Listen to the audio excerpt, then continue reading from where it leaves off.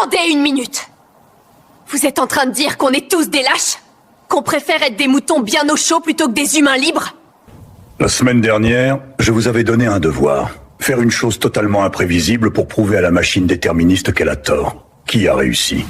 Moi, maître. Jeudi soir, au lieu de réviser mes examens comme d'habitude, j'ai pris un train au hasard, sans regarder la destination. J'ai marché dans une ville inconnue. J'ai brisé ma routine. Pour la première fois de la semaine, j'étais purement libre. Faux. Tu n'étais pas libre. Tu as pris ce train uniquement parce que le professeur Sojiro t'a donné l'ordre d'être imprévisible. Ta prétendue rébellion était une commande scolaire. Tu n'as pas brisé la chaîne, Kaito. Tu as juste changé de maître pour un soir. Ah, c'est déprimant. Donc quoi qu'on fasse, on obéit. Soit on obéit à nos habitudes, soit on obéit à celui qui nous dit de les casser. La spontanéité serait impossible? C'est le paradoxe de l'injonction. Soyez spontané. Si vous obéissez, vous ne l'êtes plus. Mais aujourd'hui, nous allons faire un saut dans le vide. Oublions la biologie et les chaînes. Imaginons que Ren ait tort. Imaginons que vous soyez absolument libre. Rien ne vous détermine. Jean-Paul Sartre disait « L'homme est condamné à être libre ».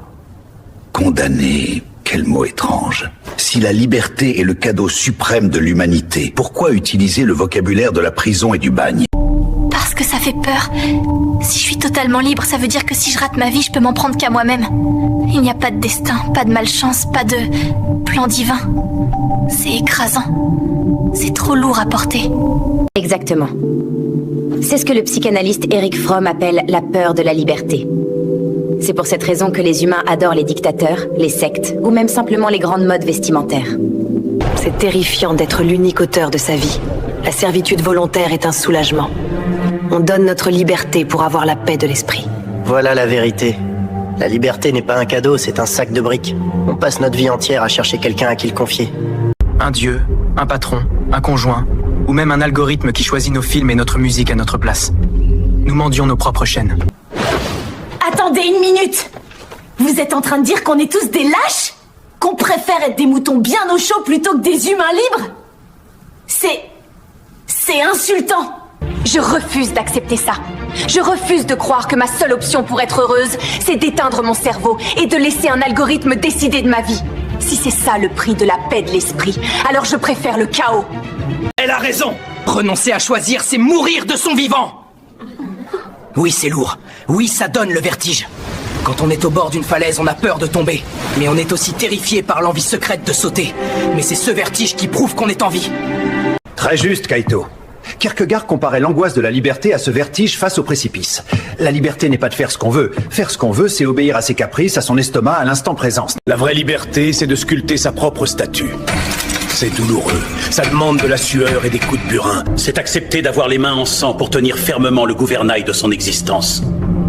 La prochaine fois que vous direz « je n'avais pas le choix », regardez-vous dans un miroir et demandez-vous si vous n'avez pas plutôt choisi la facilité étouffante de la soumission.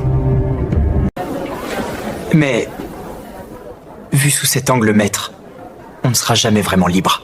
La société, l'État avec ses règles, nous empêchera toujours d'agir comme des maîtres absolus, sans aucune contrainte. Tu as tout compris, Kaito. L'État n'est qu'une laisse un peu plus longue qui... Laisse-moi finir. Je ne suis pas en train de supposer que l'État est une entrave à notre liberté. Pour moi, il en est le garant.